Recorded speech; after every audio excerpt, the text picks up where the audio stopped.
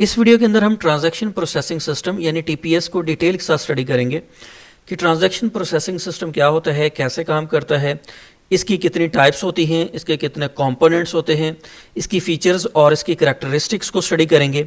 इसके बाद फिर इसकी इंपॉर्टेंस को भी स्टडी करेंगे। ट्रांजैक्शन प्रोसेसिंग सिस्टम को स्टडी करने से पहले हम देखेंगे कि वर्ड ट्रांजैक्शन के क्या मीनिंग है, ट्रांजैक्शन क्या होती है, ट्रांजैक्शन की कितनी टाइप्स होती हैं। What is transaction? Transaction is a piece of business activity done between buyer and seller in exchange of money. कोई भी ऐसी बिजनेस एक्टिविटी जो बायर और सेलर के दरमियान हो और उसमें पैसा इन्वॉल्व हो, उसमें मनी इन्वॉल्व हो, ऐसी बिजनेस एक्टिविटी को ट्रांजैक्शन कहते हैं। An instance of buying and selling something is called transaction.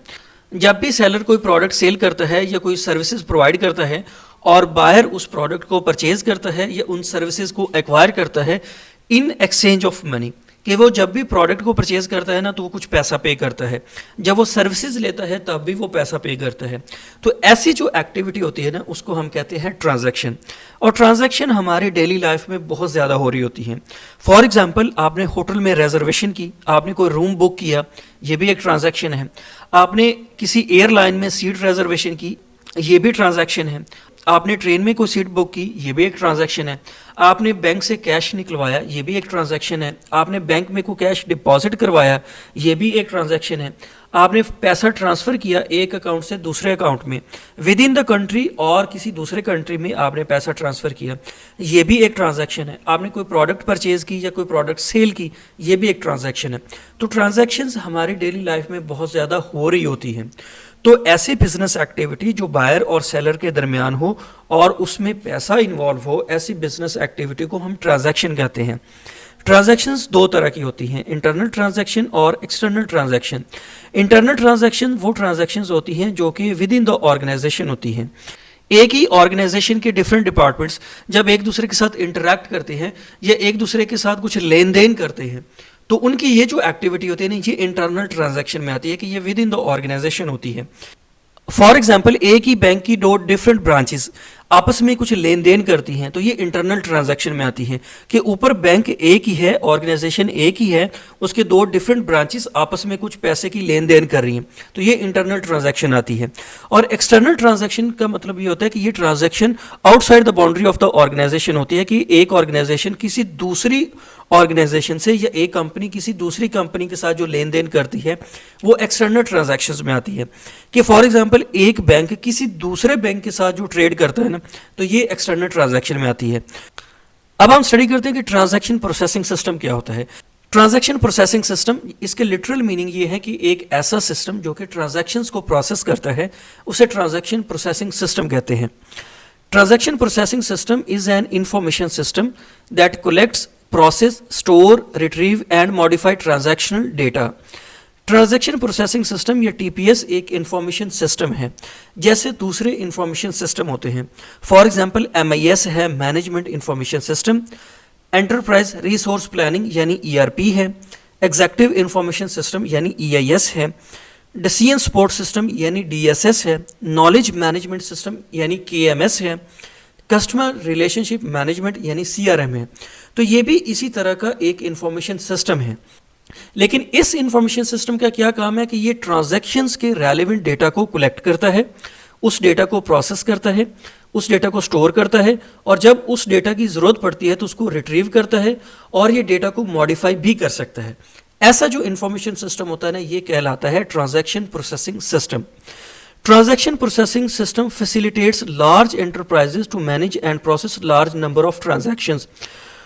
Transaction processing system इसलिए डिज़ाइन किया जाता है कि ये जो बड़ी कंपनीज होती हैं, जो बड़ी ऑर्गेनाइजेशंस होती हैं, उनकी डेली की थाउजेंड्स ऑफ ट्रांजैक्शंस हो रही होती हैं।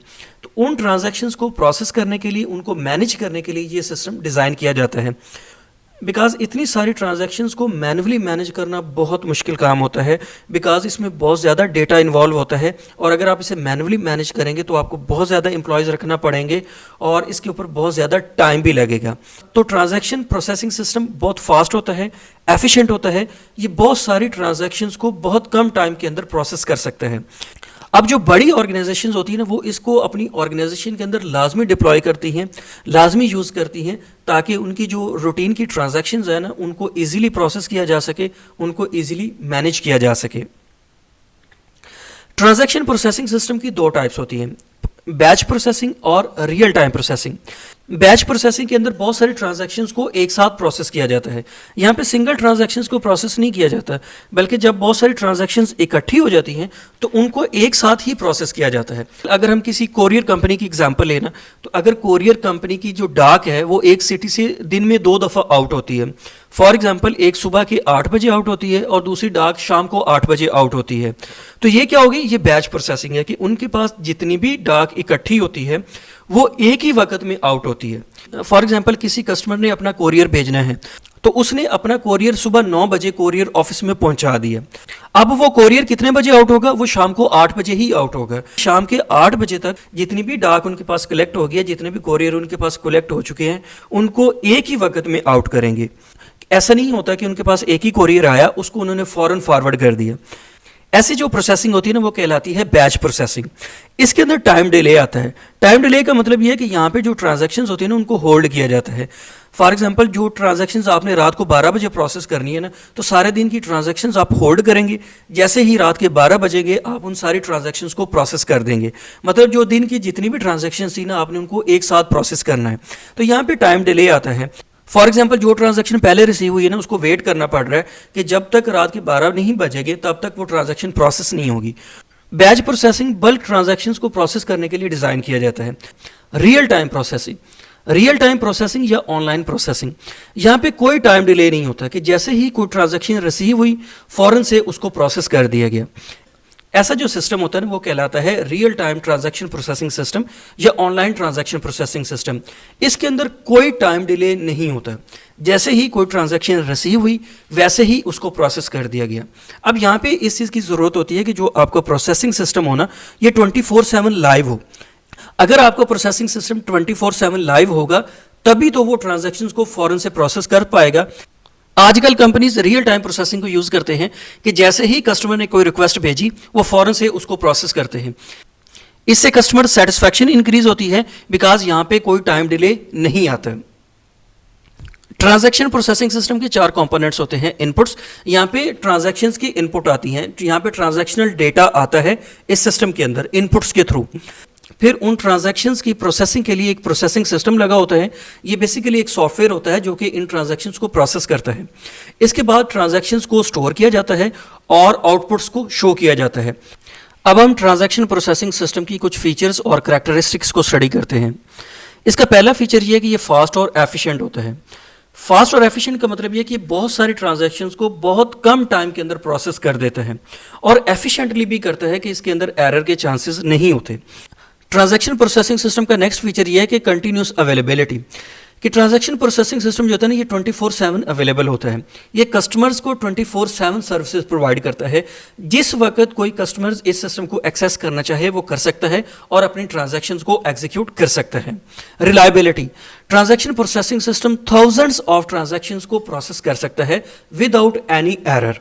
तो ये रिलायबल होता है कि इसके अंदर एरर के चांसेस नहीं होते, ये डाउन भी नहीं होता, ये बहुत सारी ट्रांजैक्शंस को, बहुत सारे डेटा को एक साथ प्रोसेस कर सकता है।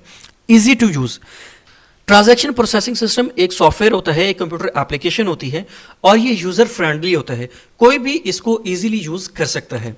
नेक्स्ट है ऑथराइज्ड कंट्रोल, ये बहुत इंपॉर्टेंट चीज़ है। आज के दौर में जो डेटा सिक्योरिटी है ना ये बहुत इंपॉर्टेंट है।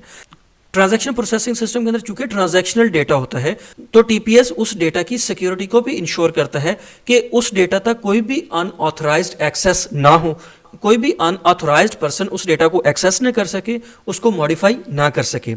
इनफ्लेक्सिबल, जो ट्रांजैक्शन प्रोसेसिंग सिस्टम एक बार बन गया है उसके अंदर चेंजेस नहीं आ सकती, तो ये जो सिस्टम होता है ना ये चेंजेस को सपोर्ट नहीं करता। सिमिलर स्ट्रक्चर एंड इंटेग्रिटी, अब जो ट्रांजैक्शन प्रोसेसिंग सिस्टम होता है ना ये जहाँ जहाँ भी यूज़ किए जाते हैं ना आमतौर पर ये सिमिलर स्ट्रक्चर के होते हैं।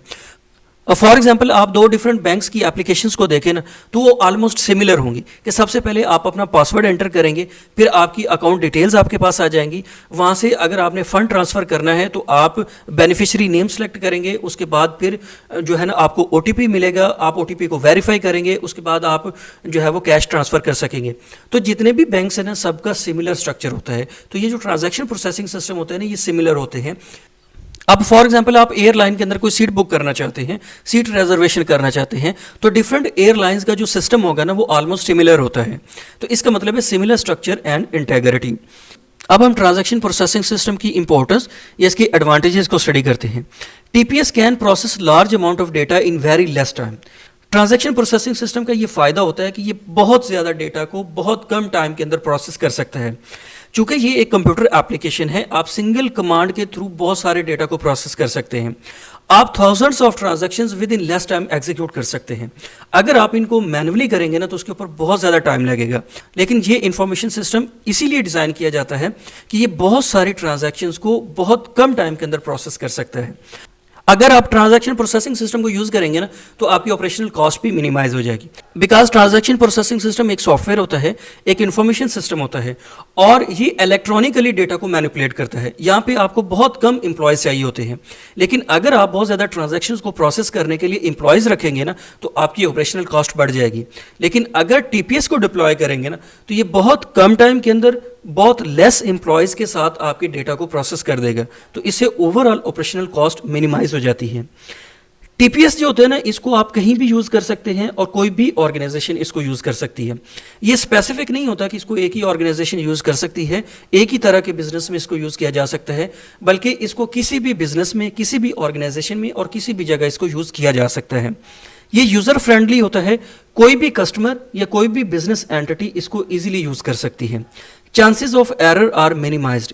चूंकि ये कंप्यूटर एप्लीकेशन है, ये एक सॉफ्टवेयर है और अगर इसको सही से प्रोग्राम किया गया ना तो इसके अंदर एरर के चांसेस नहीं होते। इंसान गलती कर सकता है लेकिन ये जो कंप्यूटर एप्लीकेशंस होती हैं ये गलती नहीं करती। ऑटोमेटेड मैनेजमेंट, इसमें बहुत सारा काम ऑटोमेटिकली हो रहा होता है। इसमें जो सिस्टम होता है ना उसको डिज़ाइन इस तरह किया गया है, उसको प्रोग्राम इस तरह किया गया है कि वो खुद से और बहुत सारी एक्टिविटीज़ को ऑटोमेटिकली परफॉर्म कर देता है। ट्रांजैक्शन प्रोसेसिंग सिस्टम का नेक्स्ट फ़ायदा ये है कि ये रिलायबल होता है। रिलायबल का मतलब ये है कि इसको इसीलिए डिज़ाइन किया जाता है कि ये बहुत सारी ट्रांजैक्शंस को प्रोसेस कर सकता है विदाउट फेलियर, कि इसके अंदर फेलियर के चांसेस बहुत कम होते हैं। ये फेल हुए बगैर थाउजेंड्स ऑफ ट्रांजैक्शंस को प्रोसेस कर सकता है। तो ये इसकी कुछ इंपॉर्टेंस थी, ये इसके कुछ एडवांटेजेस या इसके बेनिफिट्स थे।